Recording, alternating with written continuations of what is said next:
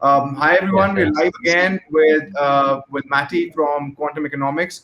Uh, the everyone has been seeing how we faced inflation throughout times, where the purchasing power of our own fiat money, or mostly like other assets, have actually gone down. Whereas there are some built-in mechanisms in economics which make that happen in general, and some things are good to they're always going to stay. Some things are not going to stay. They can be kind of subverted. And Maddie has been involved in managing assets and finances for various people with quantum economics, and has so much light to share for us to look in order to invest. What should we look at, and also how can we hedge ourselves to the times that we are facing right now. And over to you, Matty. I'm going to be around if you want me to stay around. I'm going to be just backstage. You can call me. I'm looking at here. So, all right, over to you, Matty. Yeah, thanks a lot. Please do stick around. I would first of all just like to know if you're able to see my entry slide there. Absolutely, Can absolutely. you We see see it the on the burning screen? dollars. We see the burning dollars. Over to you, Matt. All right, great. So, hi everybody. My name is Mati Greenspan. I'm the founder of Quantum Economics, a firm for analysis, advisory, and money management. We've got about 20 analysts around the world, specializing in different areas of the crypto market and the traditional financial markets as well. We produce a lot of research and analysis, as well as advising companies and individuals on how to build their portfolios. We have $1.5 million under management in the retail sector. And I'm building now a product for qualified investors, which will be a fund which we might discuss a little bit during the presentation. It's kind of like a 5-year plan. So the threat of inflation is real. We've seen throughout the last 10 years, actually, central banks have been embarked on this kind of experiment of monetary policy, meaning that in every country they have a central bank. So in America is the Federal Reserve, in Europe is the European Central Bank, China has the People's Bank of China, the Bank of Japan, et cetera, et cetera. Those institutions up to let's say in the period between the 2008 financial crisis and the start of the global pandemic, have been involved in something called quantitative easing, in which they've taken about $20 trillion worth of value and injected it mostly into the stock markets, bond markets, loaning to the governments and things like that, basically creating money out of nowhere. Now, from the time of COVID-19, beginning of 2020, March 2020, thereabouts, something new started happening, which is not monetary policy, it's actually fiscal policy.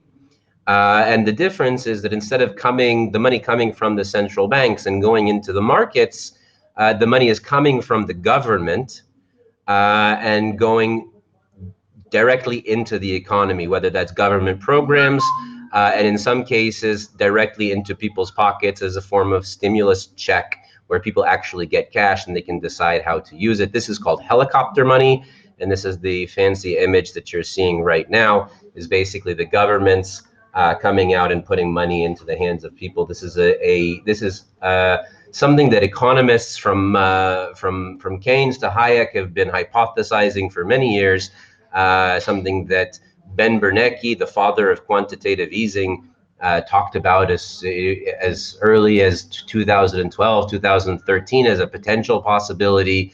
They called him Helicopter Ben for this reason, and now it's happening. Now it's quite normal for governments to do it. They're doing it in the United States. They've already done one round. They're doing another round now that's already been approved.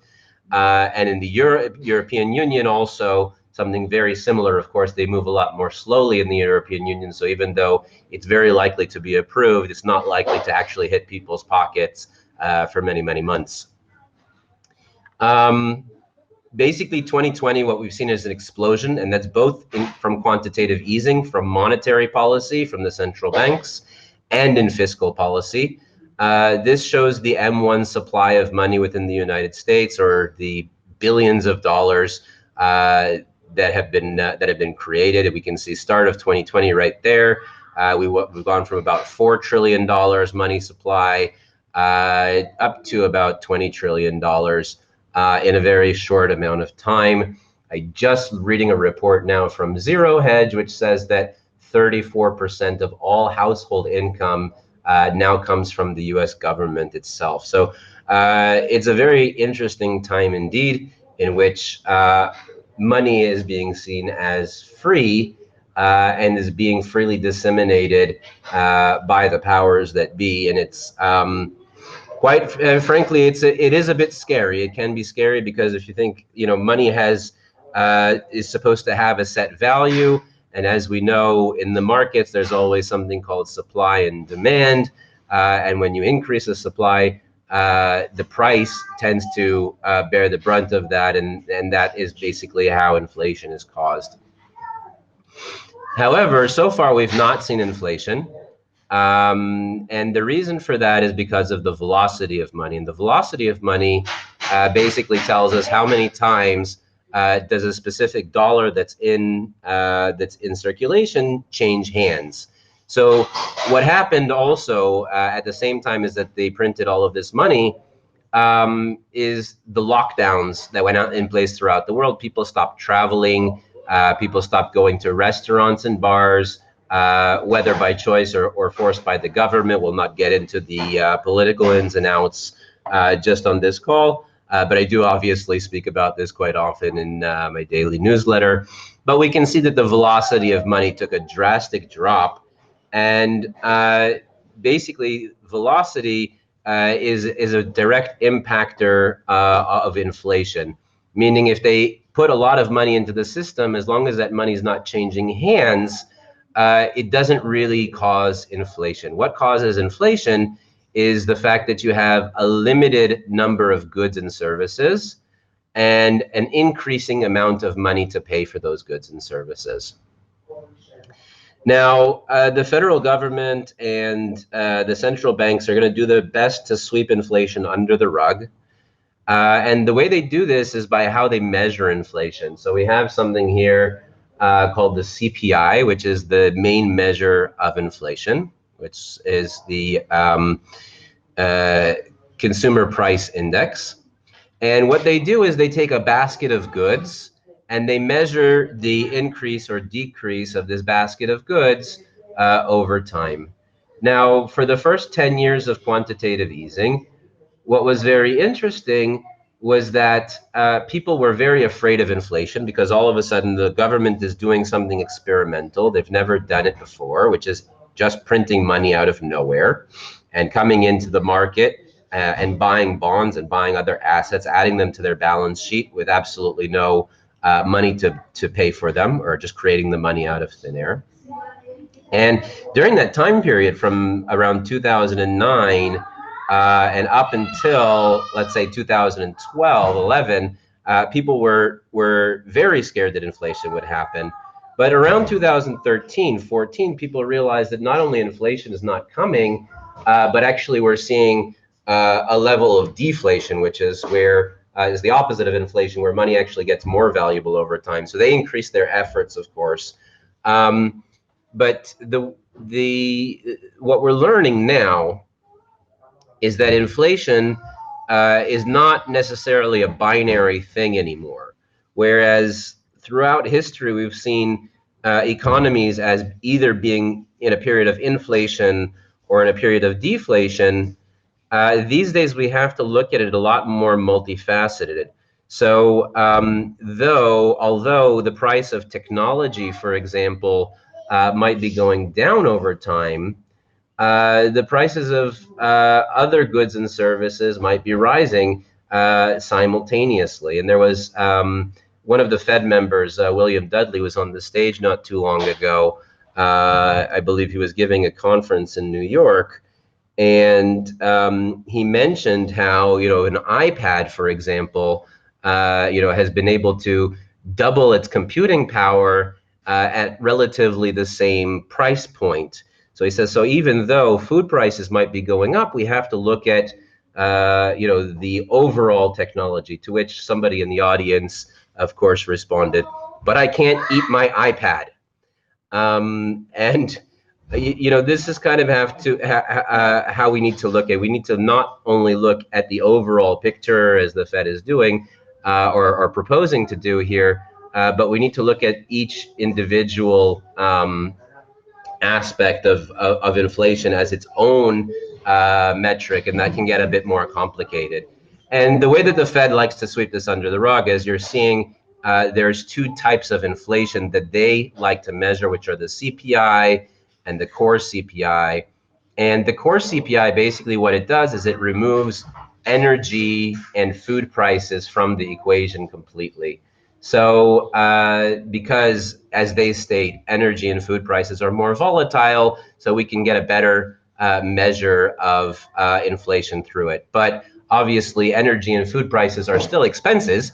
Uh, so I don't understand what their game is about. They're just trying to hide it, and it's clear that inflation is up around, as of February, around 4%. Whereas the core inflation, if you're not talking about energy or food, is much less than that and a much more manageable level.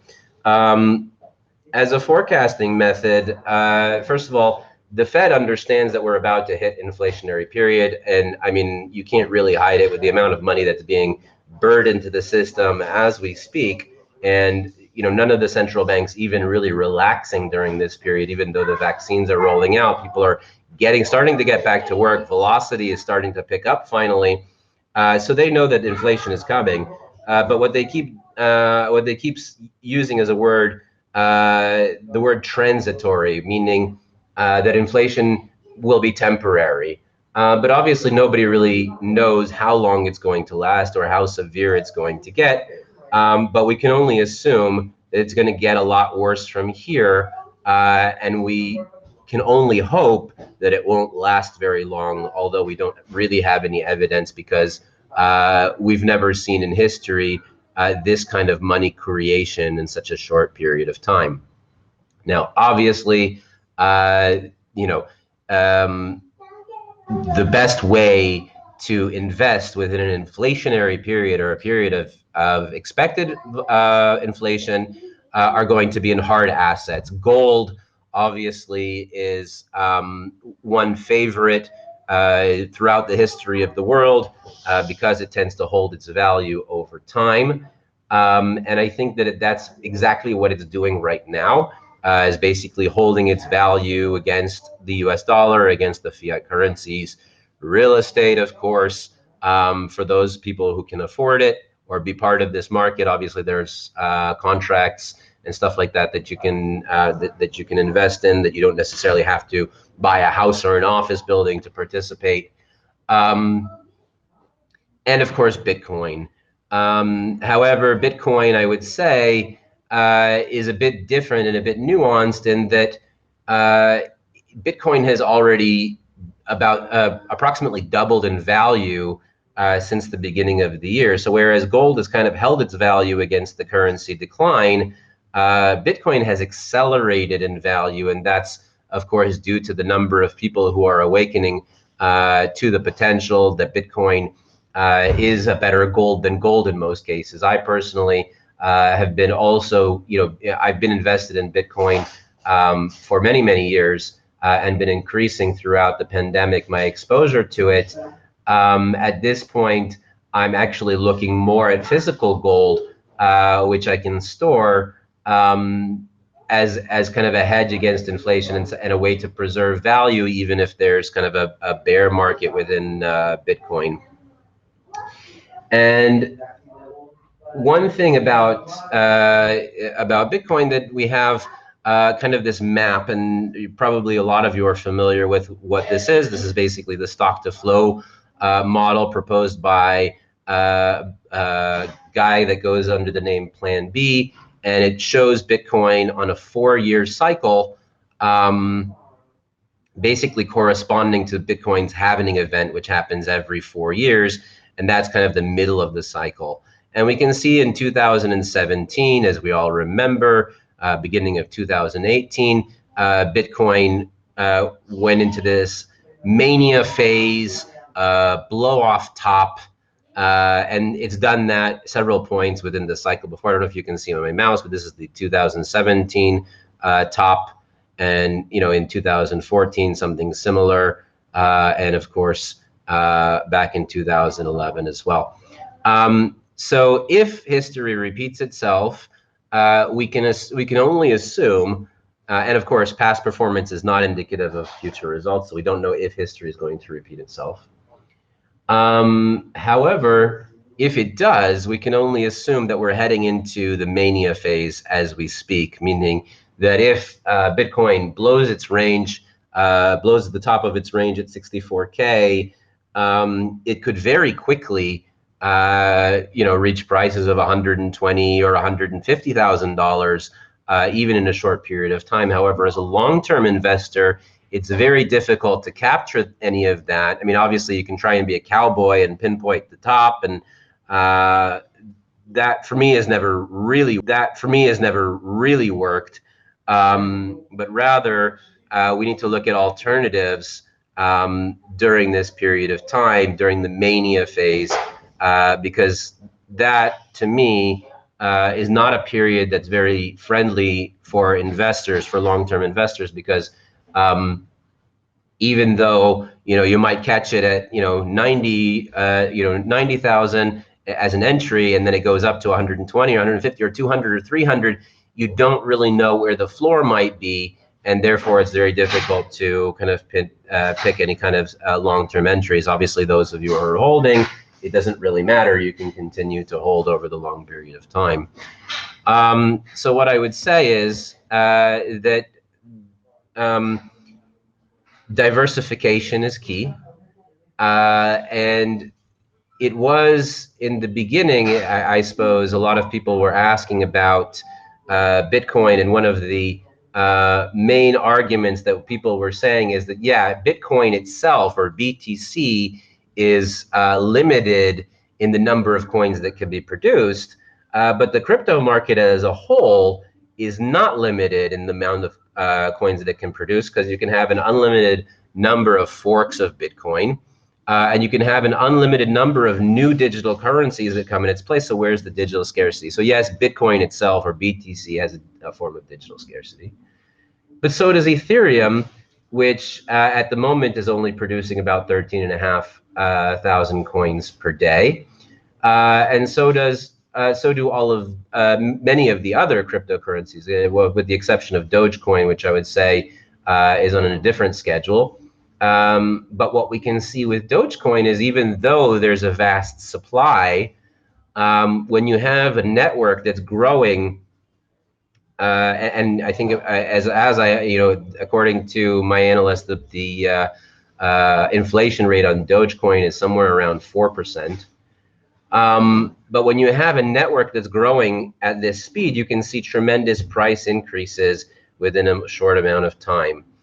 And that's due to the growth of the network. And we've seen with Bitcoin how digital scarcity on a hard asset can be explosive in terms of growth.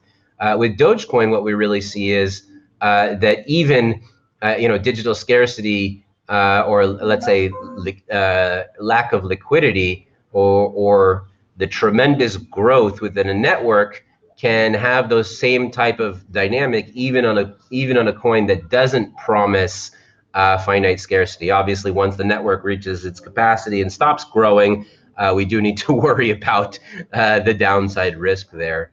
And for my 5-year plan, which I'm putting together as we speak, we'll be looking, within the first few months and the first few years, anyways, throughout the mania phase, to be preserving value, and even looking at the DeFi markets, because there are many options right now where you can look to things like stable coins, which inherently have much less, or have no volatility, or much less volatility risk, I would say, and can still yield somewhere in the neighborhood of 5% to 8%, or even 12% in some circumstances on an annual basis.